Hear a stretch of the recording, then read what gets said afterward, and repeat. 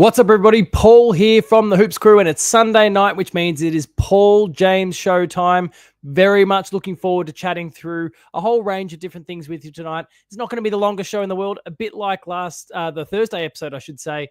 Things have been curtailed a little bit by the fact that Geelong didn't play, so we don't have a match to review like we'd hoped to, and a whole range of other things, but we will rebuild, we will adapt, and we will put together an awesome show for you tonight that includes a few awesome topics. We are, of course, going to begin by going around the grounds, talking about the Sydney and Hawthorn game, as well as the GWS and Collingwood game.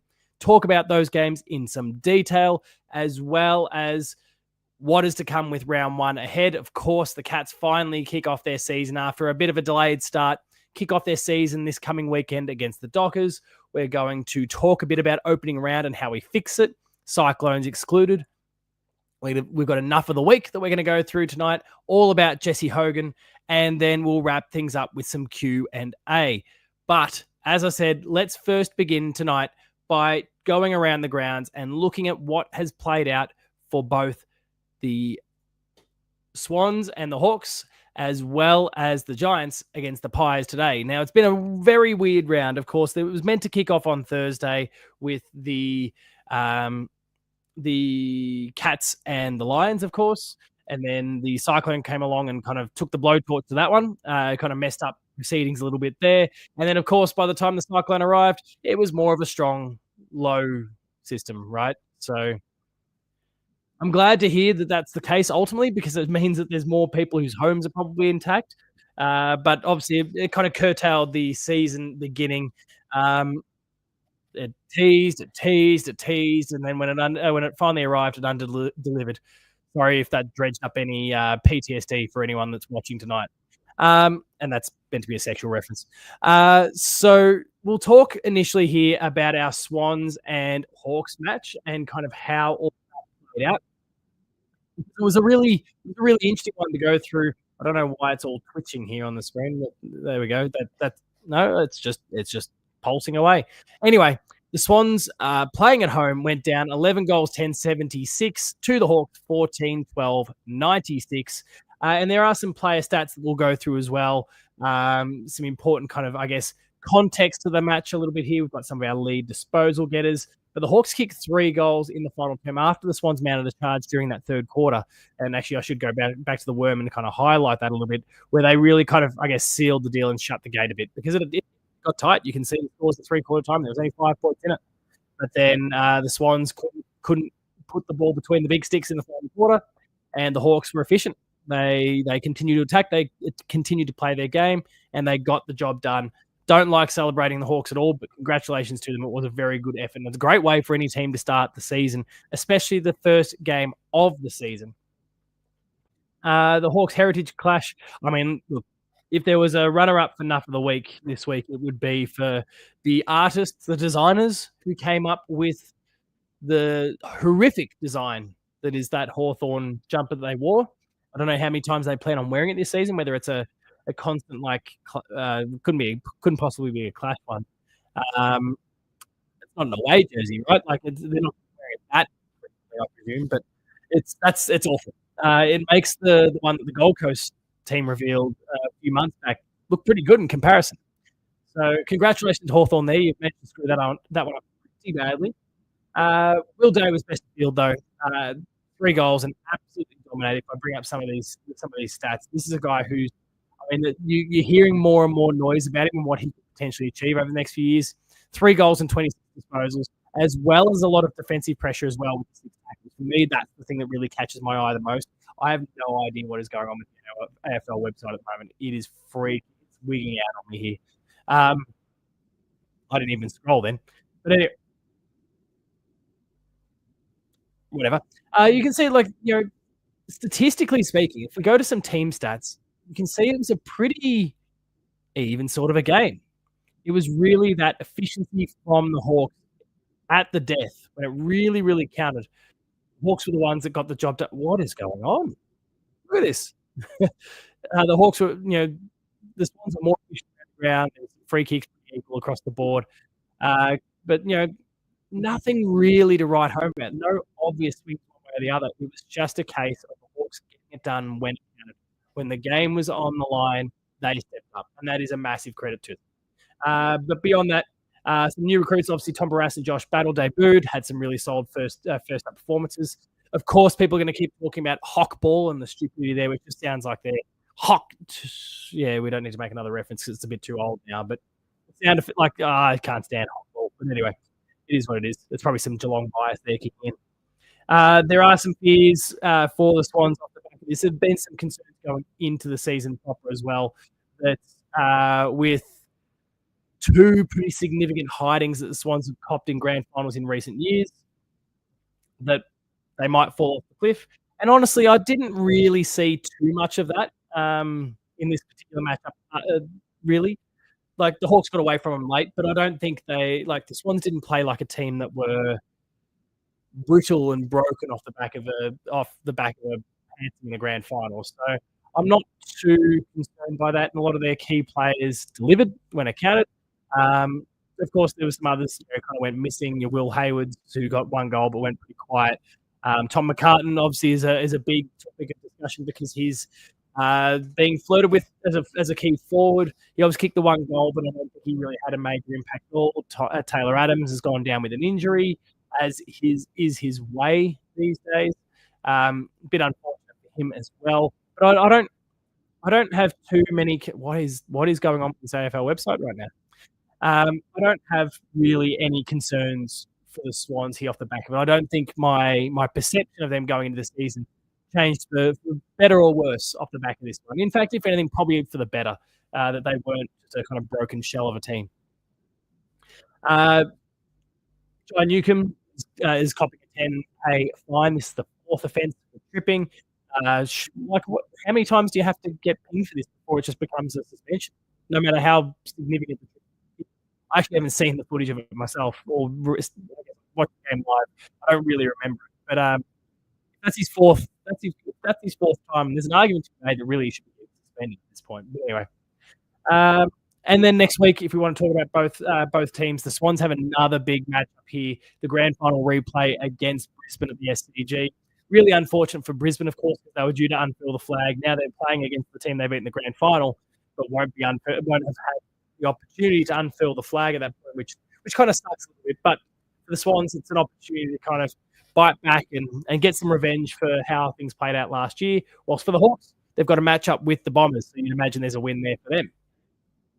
Next up, we move on to the other game of the round, because remember, there was only two of them, and everything is super slow going on the AFL website right now. Don't know what's going on. But it was the Giants belting the Pies. I didn't pick this. I'd picked the Pies due to some injuries, of course, that the Giants sustained, from Jesse Hogan's thumb to, what's his name, Jake Stringer, some of his injuries. And, of course, Big Briggsy went down during the game. I thought this was really kind of stacked for the Pies to come out and get the job done, but they failed to really fire a shot. They were relatively competitive early. And, again, if you kind of check the worm here, you can see that they lingered in around this 10 to 30 kind of point mark for the majority of the game, and then the final term, the Giants just blew them away, kicking 6 goals 5 to 2 goals 3 in that last quarter.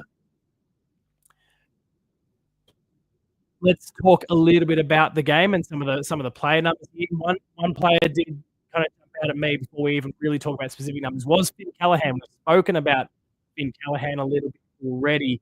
He kicked 2 goals to 33 disposals, and of course, Finn Callaghan was the one that the Saints threw $17 million at, and they turned it down. And I'm willing to eat a little bit of humble pie here. There was some queries from me as to whether it was a worthwhile offer, considering that he hadn't really proven himself yet. But this is a big performance first up. So 2 goals to 33 disposals, 13 kicks, 20 handballs. It was a great effort, and he was electric at points. It was fantastic to see. But as I mentioned, some other key details there. Kieran Briggs was taken off a stretcher after a collision with his teammate Sam Taylor. Sam Taylor himself kicked the first goal of the match, his first in 6 years. It was a great effort from him. You can see the whole team got around him. It's a really like when you're the Giants, it's a really good way to get up and about to start the game. Um, the Giants played like a premiership team, and they did so without Jesse Hogan. They did so without Briggsy for the majority of the game. They did so without the package. I hate that name. Jake Stringer. Like they keep shedding players, and this probably speaks a lot to the development coaches that they've got there at GWS. They have shed so many players over a very very long time, and they just continue to remain relevant. They continue to remain strong. It's really, really impressive what they've been able to do.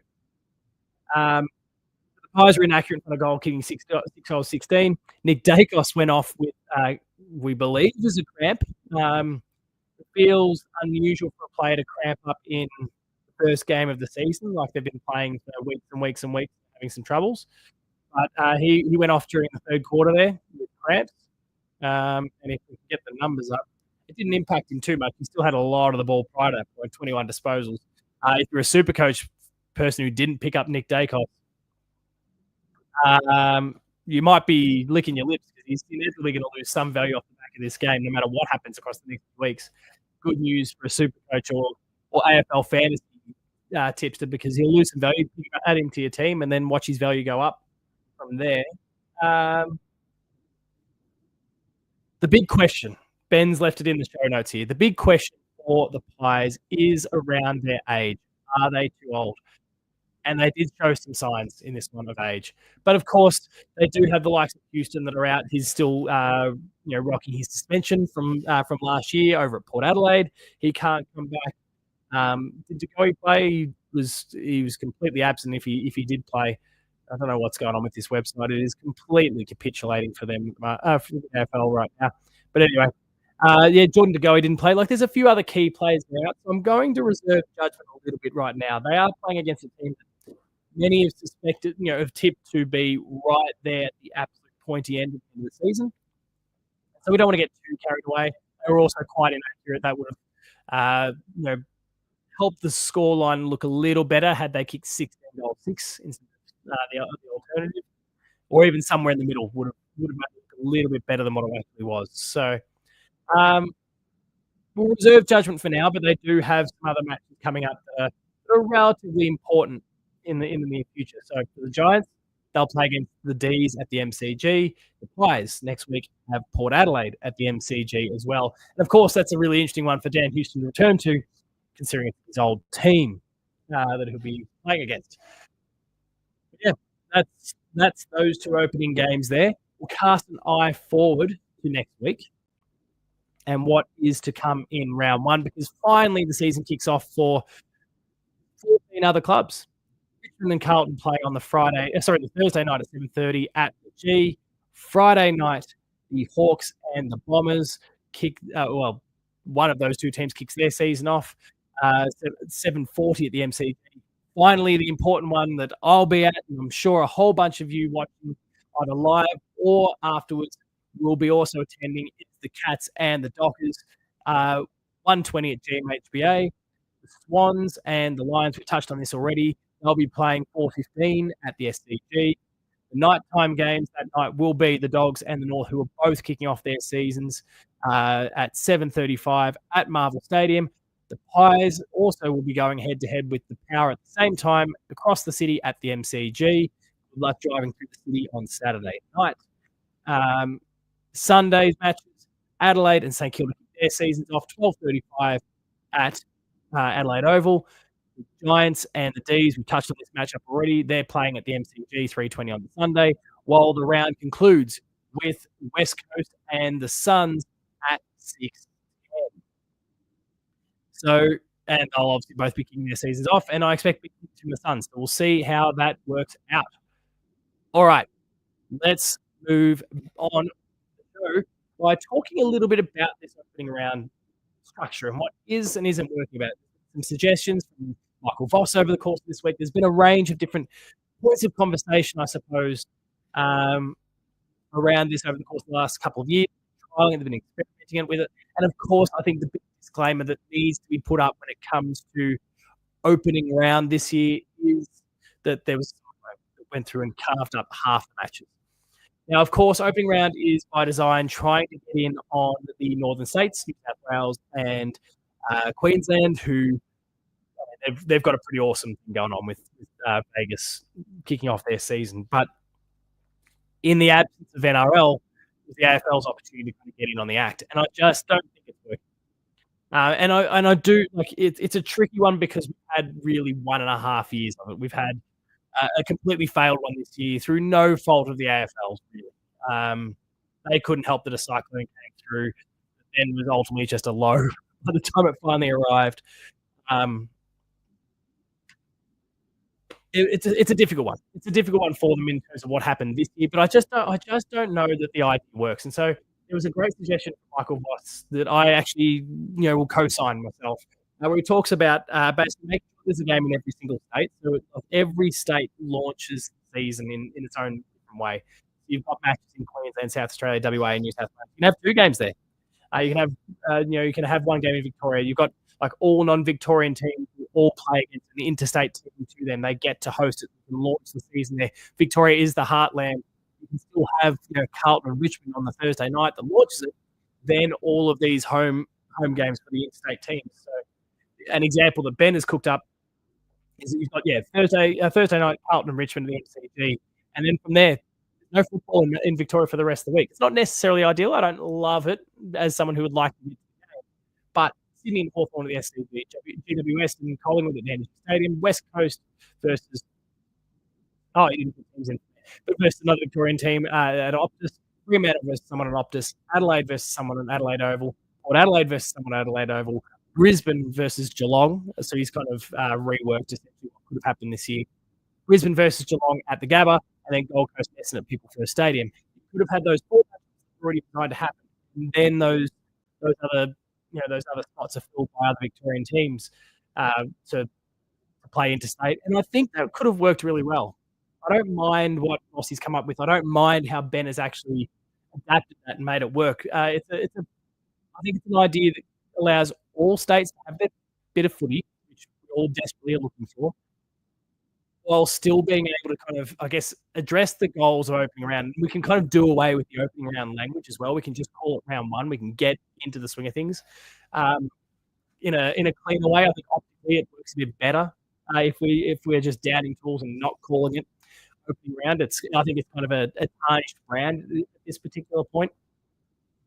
But yeah, like I said, I kind of co-sign what Vossi's put forward in this particular case. Please make sure, if you haven't already done so, drop some comments in the YouTube comments section here, the live video. If you're watching live, let us know what you're thinking about opening round, matches played out. It'd be great to hear some of your thoughts. It's been a little bit quiet tonight, but I know it's an awkward sort of a lot of us should have played. We should be reviewing the game, but we're not. So while I have a drink there, hopefully some comments start to pile in with some thoughts about the 2 games that have played out and opening round itself. Because it's certainly, I think, an important thing for the AFL to get right. I do understand what they're going for. They do want to push back on the NRL and take their absence for a while, but they just haven't executed it quite right. And I think regardless of whether there was or wasn't a cyclone, I don't think they still had the win they were looking for with the way that the round was structured. Though, of course, one of those teams is the reigning premier, and getting to unfurl the flag, that helps a little bit. That won't always be the case. So you don't want to build the model around an unfurling of the flag for an interstate team, because that's, statistically speaking, just unlikely most years. All right. Next up, we're going to tackle some of the big issues. One really big issue that has been upsetting some people online over the course of this round. It's been the size of some of the graphics, the overlays that Channel 7 and Fox Footy have been using. We're going to get to all of that in a moment, but first, a word from our sponsor. The Hoops Crew Media Network is proudly sponsored by Cyril Cook Florist. Visit them at Shop 12, 11 Leather Street in Breakwater. Phone them on 035 222 2244 or visit their website at www.cyrilcookflorist.com.au and use the offer code GOCATS in the voucher field at checkout to get 20% off your next online purchase. Thank you, Cyril Cook-Forrest, as always, for your ongoing support. And as is being pointed out now, as I quickly look over the YouTube video, for some reason, comments are not working on my side of the system here. So I'm keeping an eye on the YouTube comments from the video that is playing on the side.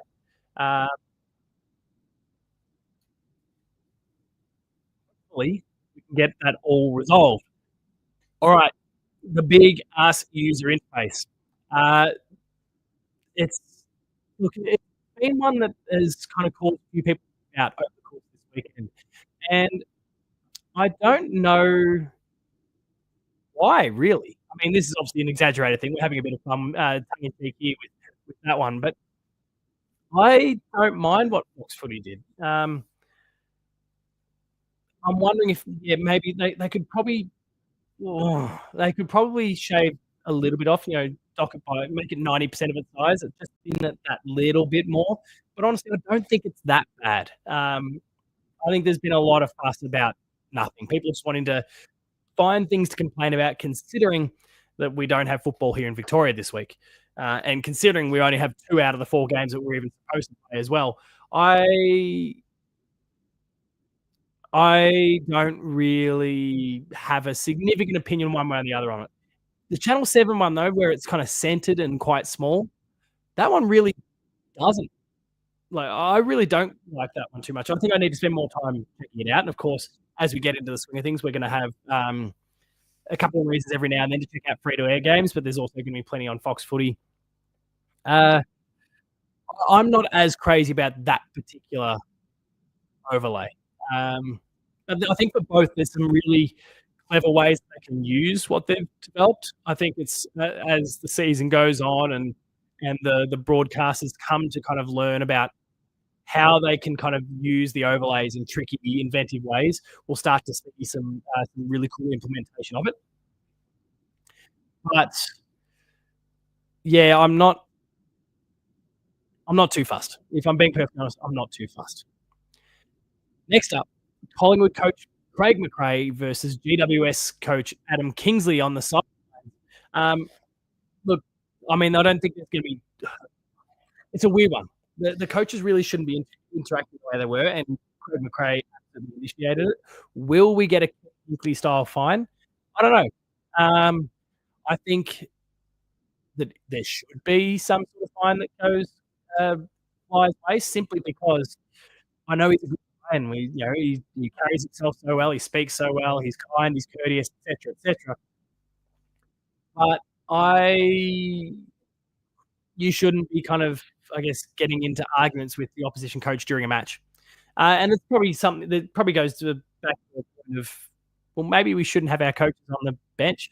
Like, we've seen obviously a bit of a migration of coaches from the box down to the bench in the last few years, the last 5 to 10 years. It's started to happen more and more. But I think this is, I guess, some evidence that shows that maybe they should be kept apart just to, I guess, minimize potential conflict. We'll wait and see how it all kind of plays out. And I will be really interested to see if there's a fine. I think there should be, just to keep things fair and equitable. I'm sure Kenny Hinkley will get upset if that's not the case. And I don't think, I mean, there was more to it than just coaches as well. Like, you had one coach kind of, I think, trying to talk to the players in the first place, because Adam Kingsley had his back to Fly in the first place. So he's reaching out, like he's exchanging words in ways that he shouldn't be. And so they probably deserve to cop a whack for it. Next one relates to round 1 and some of the selection stuff already. Lucas Campriali, the son of legendary keep on, there's 2 Campriali boys coming through at the moment, but he's going to make his Lucas is going to make his debut out in round 1, while Charlie Curnow has been ruled out. Of course, it wasn't that long ago that he had a knee clean up, and of course he wasn't going to get back at that particular point. So I am seeing the reports about my mic being a bit choppy, which has apparently happened twice in a row now. It's something I'll have to look into beyond this. We'll see how it all shakes up. It seems like we're having a host of technical issues tonight from Mike, which I mean, all of it could be related to our stream tonight because we've had that issue with the AFL website chopping all around. We're having audio issues. So I can't see the chat, so apologies to everyone. There's some technical issues that seem to be gripping the show tonight. All right. So Charlie Curtin, it wasn't that long ago that he had his knee tidied up, so of course he's not right to go. Carlton have been kidding themselves when they said round one. This whole period. The other big topic is the rescheduling of the matches that were missed this week. Now, the Geelong and Brisbane one, very straightforward. Round 3 was available, and both teams had the bye there, and that's exactly where they've landed. So that's great news in that regard. Noise gating. Oh, geez, I'm not going to be able to check that on the fly tonight, but we'll see. We'll see how all of that. Yeah, I can see the settings would be too messy for me to try and muck around with during the show, not without actually messing something else up. But we'll see if we can get I'll try and jump in post game live this week and can mess around a little bit more on the fly and get people's feedback and see how it's all going. Thanks, Jackie, for the heads up. And again, sorry for all the myriad of technical issues that we seem to be having tonight. So the rescheduling of the games, obviously Geelong and Brisbane moving to round 3, straightforward, very easily done. Rescheduling the Gold Coast game, however, will be a bit of a mess. The ladder's going to be completely out of sync for the rest of the season, which is going to trip up some OCD ridden folks like myself, who won't take to that very well at all.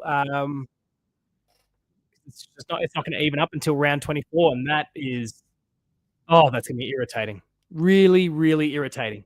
But it's going to be out of sync for round 24, and then I don't love this as a solution anyway. I feel like there could have been some work done in the middle of the season when there's the mid-season buys to try and shuffle them around, get everything Gold Coast in sync, and then give them a buy in another week just to square it up. Because to do it, you're essentially trying to jam 2 games into about a week for both of those teams, and one of those I think is going to be a finals contender. The other is S.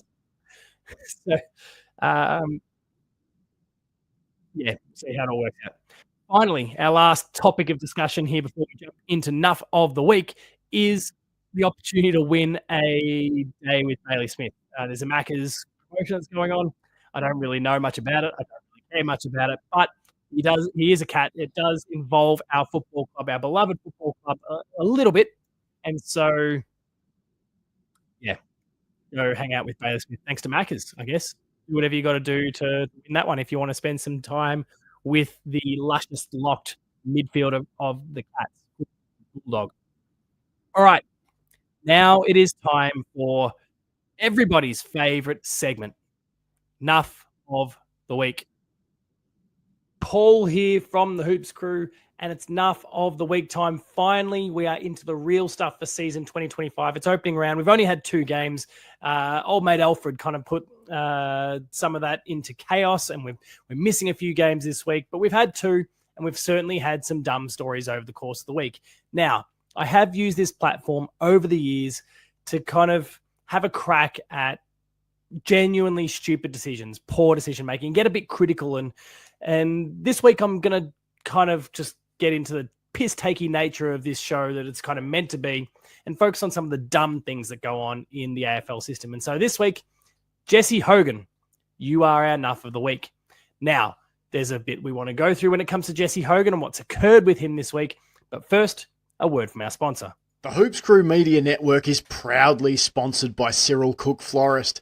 Visit them at shop 12 11 Leather Street in Breakwater.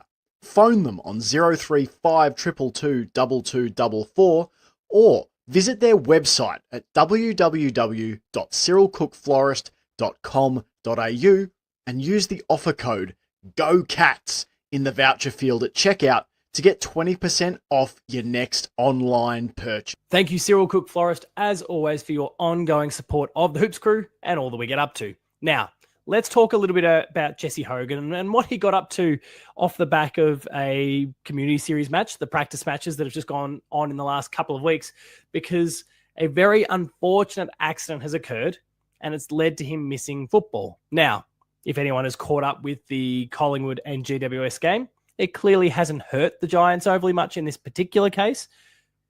But there are ramifications for the team. There are consequences. There are troubles that the team faces. But before we get into it, let's take a bit of a look at what actually happened to young Jesse Hogan.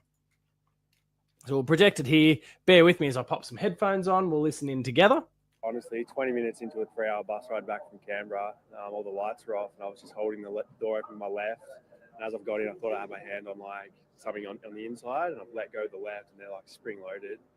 And everyone was kind of asleep or lying down, so I've kind of done it, couldn't see it, and I've looked up and my whole nail's kind of like on that side that's popped out of the skin. So initially I thought it was just a nail, so I was like, I can kind of deal with that. And then Sunday morning it was super swollen and got the x-ray before I did the season open, and just as I was getting there they called me and said it was broken and they're going to talk to the surgeon and all sorts of things. He was a bit baffled by it, and I actually kind of want the bus to pull up so I can show everyone how it happened, because everyone just thinks I'm an idiot, but I actually wouldn't be surprised if this happens to more people.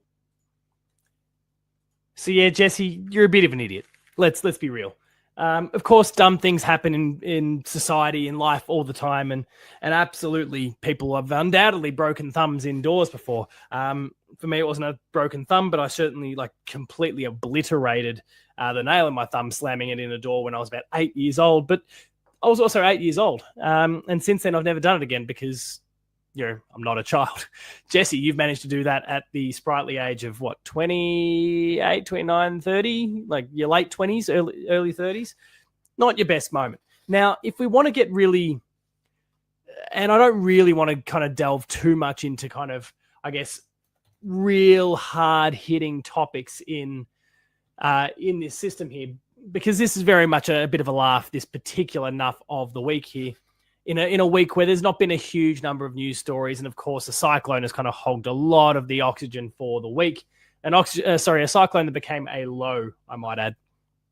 But Jesse Hogan is the reigning Coleman medalist, and it's not ideal. You would say it's not ideal for him to be out injured in any capacity. He kicked 77 goals last year. It was a fantastic effort from Jesse Hogan, and he's one of the linchpins to the way that the GWS Giants will play this year. And he's missed round zero here. And like I said, they didn't really pay too much of a price. They doubled Collingwood's score, winning by 52 points. And that's not a bad outcome for the Giants considering. But if we kind of dive into the fixture a little bit here, and I don't know if we have a definitive timeline for how long Jesse's going to be out for. But their next match is against the D's in Melbourne. So they're going to need, the D's, I think there's a lot of speculation about how the D's are going to go this year. But the key thing, I guess, matchups-wise, when we think about a game against the D's, is that the D's have two very strong key defenders in Jake Lever and Stephen May. And with Jesse Hogan potentially out for a second match with a broken thumb, I feel like quite likely to be out for a second match with a broken thumb. That's a big hit to the Giants, who, relying on Cadman. He's coming along very well. He had a great game. There was quite a few forwards that really stepped up in a big way. But as it so happened, there was, Jake Stringer was out. They lost Briggsy during the game as well. Like, they were down height and they were down key figures in the forward line as well. And one of them was a very avoidable thing. Now, we want to have a bit of a laugh about it, and really it is just a lot of fun, this scenario. And hopefully Jesse's up on his feet and going soon. But Jesse, you are a bit of a nuffy. Mate, like I said, I did that at age 8. I'm sure there's plenty of people watching today who've managed to slam their fingers or thumbs in doors over the years, and they have or haven't broken those fingers or thumbs in the process. But at your age, that just shouldn't be happening.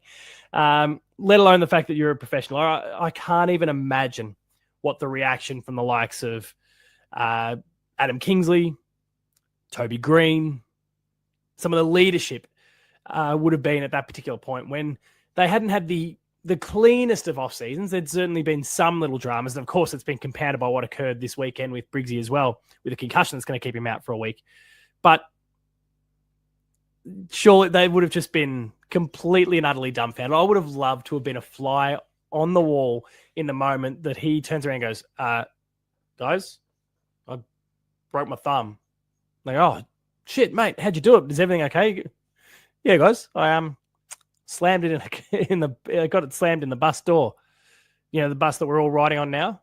Yeah, I managed to do that.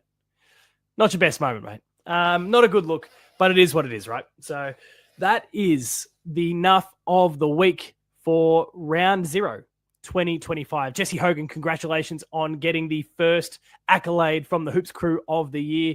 Fantastic effort. Hopefully you're back. For the sake of Giants fans, hopefully you are back on the field nice and soon and continuing to add to that goal tally. But as a Geelong supporter with a bloke who was runner-up to you last year in Jeremy Cameron and has every chance of having a crack at the Coleman this year, there's a bit of me that hopes that maybe you're out for a couple more weeks with a broken thumb, just to allow Jez to get a few goals on the board, get a bit of a potential head start on you before you come steaming down the track later on.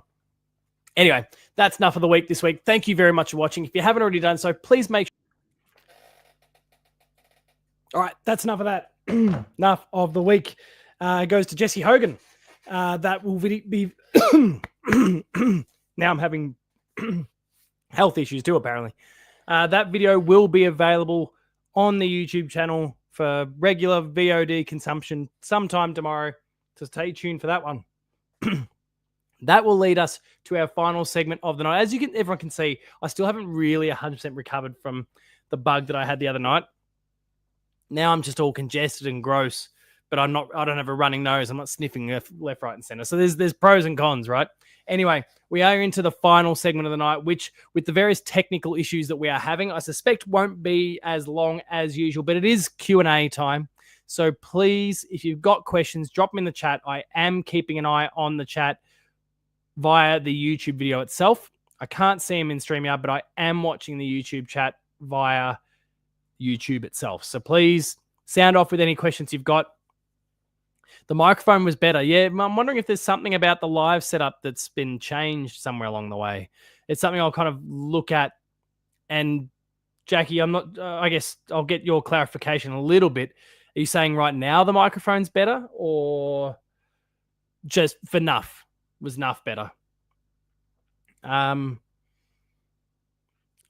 It's a strange one. I don't 100% know what to make of it at the moment. I don't even have I don't have noise gates set up on my mic, so and that doesn't plague me for anything I do through other pieces of software. And obviously hasn't been an issue at all with any of the Hoops Crew stuff via StreamYard until suddenly today, and potentially that other episode recently that people said I was having some technical issues also. So a strange one, a difficult one. I don't know, but you're saying it's better now. I'll have to see if I can keep an eye on some settings a little bit. I am sitting a little bit further away from the microphone than I was before. That could also be part of it. But we'll see. Anyway, it is Q&A time, so please let me know if there are any questions out there from those of you that are watching live tonight. Otherwise, like I said, it might be a shorter one tonight. We seem to be being hit by technical bugs. I'm hit by a cold bug. There's a whole bunch of obstacles for us right now that we're trying to work through. But it'd be great to take on some questions and see what people are thinking about, I guess, how opening round has played out.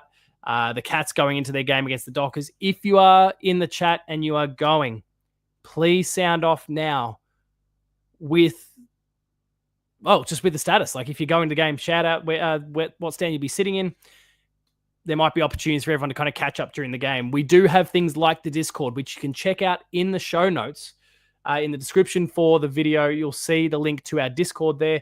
And I reckon we'll have to try and tee up some little meetups and those sort of things whenever the opportunities arise. So let us know if you're going to the game, and we'll see if we can try and get a big meetup going. Anyway, factual opinion. Sorry, I can't pin the comments because I'm having to look at these on YouTube instead. Prediction on the Cats winning more interstate games or GMHBA games this season. I mean, we play 6 interstate games and 10 at GMHBA. It's also our home deck, so I would expect us to win. I'd expect us to win more games at home. If I'm taking the wording of your message here quite literally, then I would expect us to win absolutely more GMHBA games than interstate ones. But at the same time, I also, and I'll see if I can quickly bring up our fixture here. Let me let's see if the AFL website's behaving a bit better for starters. That would be swell if that was the case. Share screen. There we go. And let's see if it starts wigging out like I did before. So obviously we got that one at home against the Dockers. The Lions interstate obviously will be an interesting one. It'll be a difficult one. The Crows we should win. I'm focusing on the. Oh, I hate the layout. There we go. Trying to focus on the interstate ones initially here. So we should beat the Crows. So maybe we're 50-50 by the end of round 5 because maybe we lose to Brisbane over there. When's the next one? Port Adelaide. I'll back us in against Port, especially in the afternoon. Not even a night game. I'll back us in there. The Eagles will win that.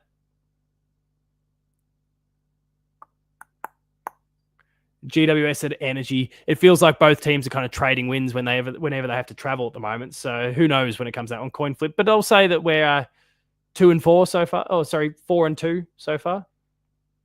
And then an interstate game against the Swans near the end, which again could be a bit of a coin flip. It really depends on how their season's going. We could be 4-2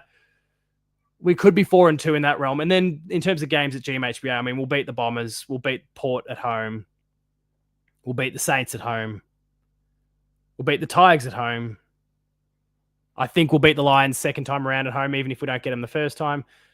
The Suns at home, we should get the job done. The Dogs, I look at this, and obviously that's maybe that one there with the Giants is a bit of a question mark because we know how that's gone in the past. But I'd expect that we win that matchup. MCG, 3 MCG games in a row. GMHBA against the Ds, we should get the job done. Clayton Oliver could be coming over there for a bit of a trial run to see if the ground really is for him, if he decides to move at the end of the year. And then, of course, we begin the season at GMHBA against the Dockers. So, yeah, I think we'll get more wins at home than away, but not because we're performing poorly. It's just that it's just a sheer quantity thing. I'm seeing Big Galoop saying he's going to be in C5. That's awesome. I don't know what part C5 is in, but I'll be up. What did I say I had? I think I was up the top of the Brownlow stand, if I recall. But again, please, if you haven't already, join the Discord. It is in the show notes. It's in the description for this video. And I reckon there'll be a post that'll go out from one of us trying to, I guess, let people know where we're going to be. And there's an opportunity to meet up and say hi. I'd love to personally. There's so many people that we get to chat to here via the chat functionality. And I'd love to say hi. Please be mindful if we do chat that I will have my son with me who's 6 and won't know any of you and won't perhaps be ultra comfortable with the thing. So the conversation might be relatively brief. But either way, it'd be awesome to meet up with people from the community and stop for a bit of a chat. And we'll look to try and get this going on a semi-ongoing basis over the course of the year. Opposite side to the interchange. Right. Thanks, Big Gloop. And I'm pretty sure there's some others. I don't know. If the chaps are still watching, if the chaps are still in the house, are you guys traveling down? The big commute? It'd be good to see you there. 120 is a far more palatable time for you guys than some of those night games. So let us know if you guys are coming down as well. It'd be great to catch up. Ben, I presume, will be coming along as well. And I have seen some others from some other Paul Jam Show episodes recently who've also said they'll be going. So yeah, in the Discord, we'll get something out there and we'll try and organize some sort of little meetup. It'd be awesome. Like little meet and greet style things are really cool. It was absolutely one of my highlights of last year. Now, admittedly, it ended up being a pretty depressing day because it was prelim final day, but it was awesome walking through the MCG on prelim final day at halftime. I went to go get some food, only to have someone shout out. And sorry if you're the mystery person that was there. I still don't know who you were, but someone walked past me and shouted out, "Oh, Hoops Crew!" And I swung around, realizing they were talking to me, and gave me a wave. And it was really cool. It was a nice validating moment. So hopefully we get to have more of those sorts of conversations over the course of the year and actually get to stop and chat with those of you who make up our community. And we absolutely love any opportunity, whether it's through live shows like this, post-game live, or meeting up in person. It's a really awesome experience. Jackie says that her seats are near you, Big Galoot, but down the bottom. So there's already a few of you congregating in some sections. We'll put something in the Discord and try and lock in some sort of central spot, and at a particular time we can try and I don't know, get a big photo. We'll try and do like the Oscars photo. Only no one in our photo will go on to do heinous things that they only get away with because they're celebrities. Any other questions though about anything? Footy stuff. Obviously, people know me for all my video games work as well. So if it's off-topic stuff like that, let me know as well. Plenty that I am happy to talk about. But I'll give it only a couple more minutes, and if nothing comes through, we'll wrap things up. The show has been plagued by technical issues all night.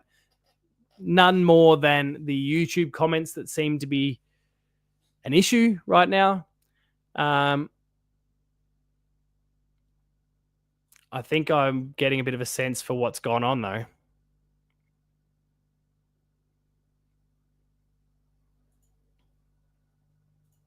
Let's see what happens now.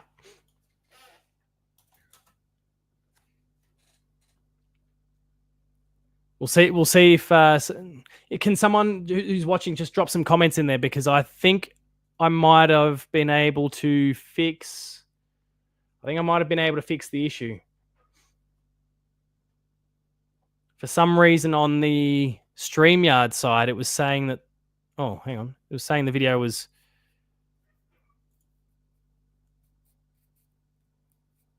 Oh, maybe I haven't fixed the issue. Anyway, it looks like I may not be able to fix it since the stream has already started. All right. I am not seeing any other comments here, so we might look to wrap things up for the night. Apologies for the myriad of technical issues that have plagued the show tonight. It's a really disappointing one, but we'll make sure we get things right going forward. I will definitely, yeah. Hey, Jackie, I can see the comment, but no, it doesn't look like I fixed it. So, looks like I can't fix it on the fly. Looks like it needed to be something that was right before the stream started. So we back up, we improve, we'll get things right for next time. Thank you, everyone, for having tuned in tonight to the Paul James Show. Apologies for it being a shorter one. It's probably not the worst thing for me anyway, because I am under the weather. I am pretty run down at the moment as well. So a bit of a shorter night and a bit of an early night to get some rest. Going into a public holiday, which is much needed on my part, is probably not the worst thing in the world. So thank you to everyone who's watching this live. To the many of you, I think, that will be checking this out after the fact, if I am right about the public versus private thing that we're facing right now with the video. Really, really appreciate your ongoing support of this show. To give you a quick summary of what is to come this week. Monday night, the tipping point, round one, the tipping point. So Ben jumps into it properly for season 2025. He's already had some of his tips. His system's kind of been blown apart a little bit up to this point. But we'll see how that continues. He's got a quirky system that makes sense to no one really but him. We'll see if it continues to work for him as he puts his round one tips in. Tuesday at 8:30 p.m., the chat cats do their thing once again. On Thursday night, the Paul James Show is the preview of our Geelong and Fremantle match. Finally, I can kind of get back to real content again. We can preview matches the way we want to preview matches on the Hoops Crew and with the Paul James Show. So I'm looking forward to doing that. Stay tuned on Thursday night for that episode. It's a really good one. I'm really looking forward to it. Saturday, 5:30 p.m., post-game live, goes live off the back of 5:30 p.m., Ben. I can't even tune in if that's the case. 5:30 p.m. though for post-game live, where we will debrief on what will have just transpired between the Cats and the Dockers. And then Sunday, I'll be reviewing that match via the Paul James Show live as well. We've got lots of awesome live content on our YouTube channel, so please make sure to check it all out. Subscribe if you haven't already done so. All the key links are down below. Like the video, share the video with a friend. Tell your friends and family, subscribe, all of those sort of things. Make sure you tell us what you think with some comments. Of course, been a bit limited tonight. Those of you watching after the fact, please make sure to pop your comments in the comment section as well. We'd love to hear what you've got to say about all the things that I discussed tonight. Follow me on socials. Paul James Games is the handle you'll find me on both Twitter, Instagram, and Blue Sky. Thank you, Cyril Cook-Forrest, as always, for your ongoing support of the Hoops Crew Media Network. And finally, if you enjoy what we are doing for the cost of $5 a month, you can support us on Patreon. You'll get early access to content, there's extended content, and there's exclusive content, all behind that $5 per month paywall. But if you sign up at the lowest tier, you'll get access to all of it the moment it drops and before anyone on the public side. There's also a 7-day free trial function that you can test out as well. But all right, thank you very, very much tonight, everyone, for having tuned in. Very much appreciate your support. And until next time, remain Geelong strong. Thanks a lot for watching, and I'll see you later.